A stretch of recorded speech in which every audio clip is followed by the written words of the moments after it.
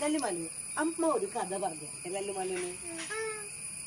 അമ്മ പറയുന്നേ അമ്മ കൊറേ കഥകൾ ലല്ലുമാലിന് പറഞ്ഞു തന്നിട്ടില്ലേ? അതിലൊന്നും ഇല്ലാത്ത ശരിക്കും ഉണ്ടായ ഒരു കഥയാണ് അമ്മ പറയാമോ. ഡൈനോസറുകൾ കേട്ടിട്ടുണ്ടോ? ഡൈനോസറുകളെ എവിടെ കേട്ടിക്കണേ?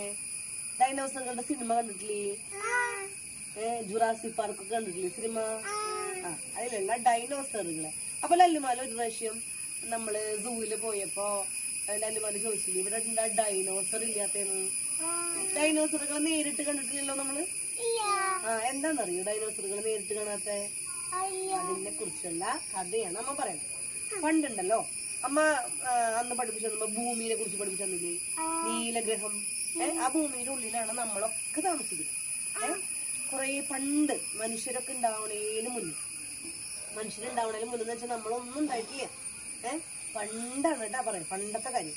അപ്പൊ മനുഷ്യന്മാരാരും ഇല്ല ഭൂമിയില്, ആരുമില്ല, മനുഷ്യന്മാരാരും ഇല്ല. അന്ന് മനുഷ്യന്മാരുണ്ടായിട്ടില്ല. മനുഷ്യന്മാരുണ്ടാവണേലൊക്കെ മുന്നേ ഈ ഭൂമിയില് എന്തുണ്ടായിരുന്നു അറിയാം? കുറെ ജീവികൾ, കുഞ്ഞു ജീവികൾ ഉണ്ടായിരുന്നു. കുഞ്ഞു ജീവികൾ മാത്രമല്ല വലിയ വലിയ ജീവികൾ ഉണ്ടായിരുന്നു. മൃഗങ്ങൾ.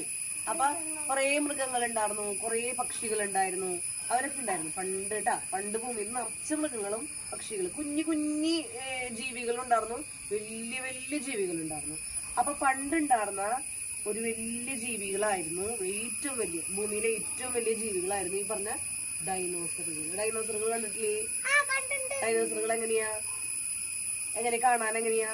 വലിയ എങ്ങനെ പല്ലീനൊക്കെ വലുതാക്കിയാൽ, ഓന്തിനൊക്കെ വലുതാക്കിയാൽ എങ്ങനെയാ രൂപം അല്ലേ? ഒരു നമ്മൾ പല്ലീനെ കണ്ട് പല്ലീനെ വലുതായിട്ടൊന്ന് ആലോചിക്കി. അപ്പൊ ശരിക്കും ഡൈനോസർ പോലെ ഇല്ലേ? അപ്പൊ ഡൈനോസർ ഉണ്ടല്ലോ പണ്ട് 2 കാലില് നടക്കുക. ഈ 2 കാലം ഇങ്ങനെ പൊന്തിച്ചിങ്ങനെ വെച്ചിട്ട് നമ്മള് ആ ഡൈനോസറിന്റെ ടോയ് ഒക്കെ കണ്ടിട്ടില്ലേ? 2 കാല് പൊന്തിച്ച് വെച്ചിട്ട് ഇങ്ങനെ നടക്കായിരുന്നു. അപ്പൊ ഇങ്ങനെ കുറെ നാള് കഴിഞ്ഞപ്പോ അവർക്ക് അവരുടെ ശരീരത്തിന്റെ ഭാരം താങ്ങാൻ പറ്റാണ്ട് അവര് 4 കാലിൽ നടക്കുന്നത്. അങ്ങനെ 4 കാലിൽ നടക്കുന്നു. അപ്പൊ അങ്ങനെ കുറെ നാള് കഴിഞ്ഞിട്ടേ ഈ ഭൂമിയിൽ ഇങ്ങനെ അവര് നല്ല സുഖമായിട്ട് ജീവിക്കുകയായിരുന്നു. അതായത് അവരാണ് ഏറ്റവും വലുത്.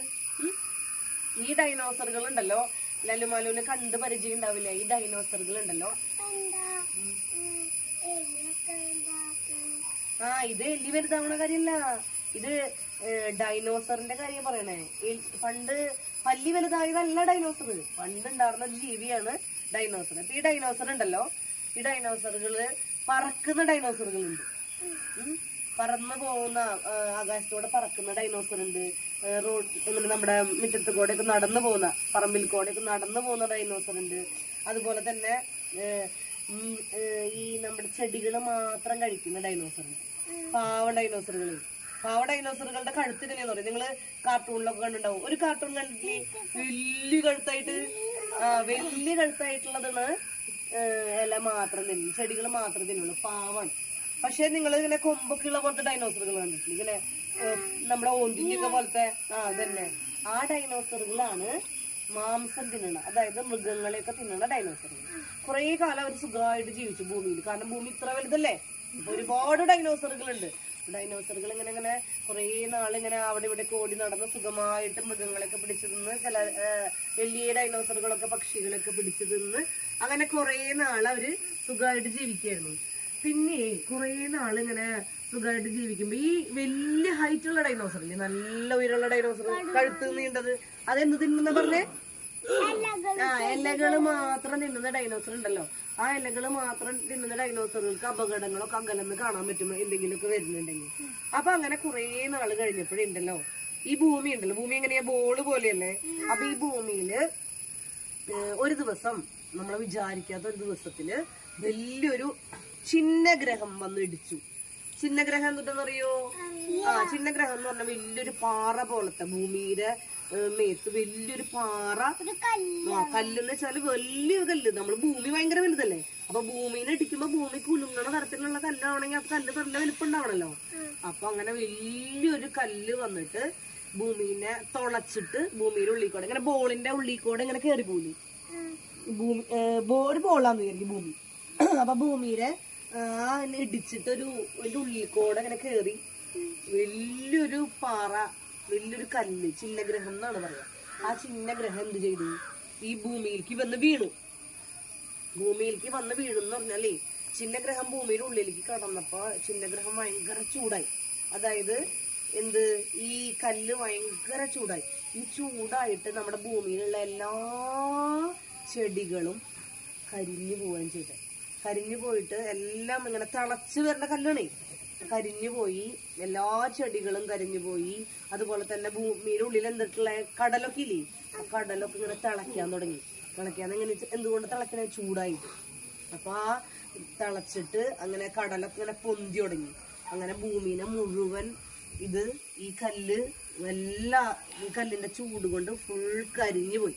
അങ്ങനെ എന്തുണ്ടായി, പല ഭാഗങ്ങളായിട്ട് ഇങ്ങനെ കരിഞ്ഞ് പോയിട്ട് ഒരു ഭാഗത്ത് എല്ലാ ജീവികളും മരിക്കാൻ തുടങ്ങി. അങ്ങനെ ഒരു ഭാഗത്ത് ഇങ്ങനെ എല്ലാ ജീവികളും മരിച്ചുമ്പോ ചില ഭാഗങ്ങളിൽ എന്തായി, ഈ കടല് പൊന്തിയിട്ട് തിളച്ചിങ്ങനെ പൊന്തിയിട്ട് ഈ കടല് കല്ല് ചൂടാവണം എന്ന് വെച്ചാല്, കല്ല് ഈ ചിഹ്നഗ്രഹം എന്ന് പറഞ്ഞു കഴിഞ്ഞാൽ ചൂടുള്ളൊരു സാധന, അത് പുറത്തുനിന്ന് വരുന്നതാ. അതിനെ കുറിച്ച് നമ്മ വേറെ പഠിപ്പിച്ചാൽ വേറെ കഥ പറഞ്ഞുതരാം കേട്ടാ ചിഹ്നഗ്രഹത്തിന്റെ. ഇപ്പൊ ഈ ഡൈനോസറിന്റെ കഥ കേക്ക്. ഡൈനോസറിന്റെ കഥയിൽ നിന്നിട്ട് എന്തുണ്ടാവണമെന്ന് വെച്ചാൽ, ഈ ഭൂമിയിൽ വന്നിട്ട് ഇതിങ്ങനെ ഒറ്റ വീഴ്ച വീഴും മണ്ണില്. ഈ ഭൂമിയുടെ മണ്ണിൽ വലിയ കല്ല് വന്ന് ഒറ്റ വീഴ്ച വീഴും. അപ്പൊ വീഴ്ച വരുമ്പോ എന്തുണ്ടായി, വലിയൊരു ഗർത്തം എന്ന് വെച്ചാൽ ഭൂമിയുടെ പുറത്തുനിന്ന്, ഭൂമിയുടെ പുറത്തുള്ള കുറച്ച് വീഡിയോസ് ഒക്കെ കാണിച്ചു തന്നിട്ടില്ലേ നമ്മുടെ സുനിത വില്യംസ് ഒക്കെ പോയത്, ഓർമ്മയുണ്ടാ? ബഹിരാകാശത്തേക്ക് പോയത്. അപ്പൊ അവിടെ അതുപോലെയുള്ള സ്ഥലമാണ് ഭൂമിയുടെ പുറത്ത് അല്ലേ, ഭൂമിയുടെ പുറത്തേക്കല്ലേ പോയത്. അപ്പൊ അതുപോലെ ഇങ്ങനെ വന്നിട്ട് ഈ ഭൂമിയുടെ ഉള്ളിൽ വന്ന് വീഴും. ഈ വീഴുമ്പോ ഉണ്ടല്ലോ വലിയ കുഴി ഉണ്ടാവും. വലിയ കുഴി എന്ന് പറഞ്ഞു കഴിഞ്ഞാല് ഭയങ്കര വലിയ കുഴിയാണ് ഉണ്ടാവുന്നത്. അപ്പൊ ഭൂമി ഇങ്ങനെ കുലുങ്ങും. അത്ര വലിയ കല്ലാണ്. ഭൂമി ഇങ്ങനെ കുലുങ്ങിയിട്ട് ആകെ ഇടിഞ്ഞ് പൊളിഞ്ഞ് തകർന്ന് ഭൂമിയുടെ ഒരു ഭാഗത്ത് തകർന്നു പോകും. ഭൂമിയുടെ അടുത്ത് വലിപ്പുണ്ട്. എന്നിട്ട് എന്തുണ്ടായെന്നറിയോ, എന്നിട്ട് ഈ ഡൈനോസറുകൾ വലുതായ കാരണം ഇവർക്ക് ഒന്നിലും പോയി ഒളിക്കാനോ ഒരു ഇതിന്റെ ഉള്ളിൽ നിന്ന് രക്ഷപ്പെടാനോ പറ്റില്ല, കാരണം അത്ര വലുതല്ലേ. അപ്പൊ ഈ ഡൈനോസറുകളൊക്കെ കരിഞ്ഞ് കുറെ ഡൈനോസറുകള് അപ്പൊ തന്നെ വെന്ത് മരിച്ചു. അല്ല, ആ ചൂടില് നമ്മുടെ കാടുകളൊക്കെ ഉണ്ടല്ലോ, അന്നത്തെ കാടുകളൊക്കെ കത്തിപ്പോവും. ചൂട് കൂടിയിട്ട് ഇങ്ങനെ തിളച്ചിട്ടേ കാട്ടുതീ വരാൻ തുടങ്ങി. അങ്ങനെ കാട്ടിലൊക്കെ എല്ലാ ജീവികളും ചത്തതിന്റെ കൂടെ തീ ഇതിന്റെ ചൂട് കൊണ്ട് വരണതാ. എന്നിട്ട് എന്തായി, മരങ്ങളൊക്കെ കത്തി നശിച്ചു. എല്ലാ ജീവികളും മരങ്ങളൊക്കെ പോയി, എല്ലാ ജീവികളും നശിച്ചുപോയി. എന്നിട്ട് എന്തുണ്ടായി, ആ ജീവികളൊക്കെ നശിച്ചതിന്റെ കൂട്ടത്തില് നമ്മുടെ ഡൈനോസറുകളൊക്കെ ഉണ്ടല്ലോ, വലിയതല്ലേ, അത് വേഗം ചത്തുപോയി. എല്ലാ തരത്തിലും അങ്ങനെയാണ് പറയണത്. അതായത് മാംസം തിന്നുന്ന ഡൈനോസറും അതുപോലെ തന്നെ സസ്യങ്ങൾ തിന്നുന്ന ഡൈനോസറും ഒക്കെ ചത്തുപോയി.